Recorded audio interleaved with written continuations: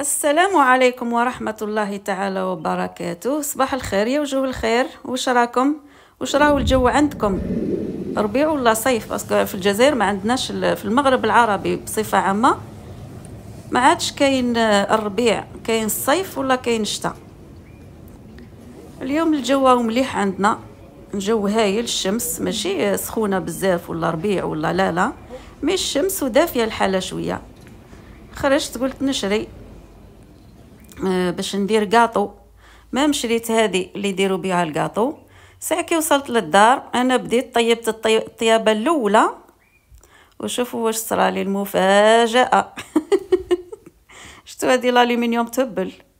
شوف طرطقت لي الكوشه، الكارو الاول وانا كنت قدامها، بعد طرشق حتى الوسم السجاج وصل حتى الكولوار لبرا.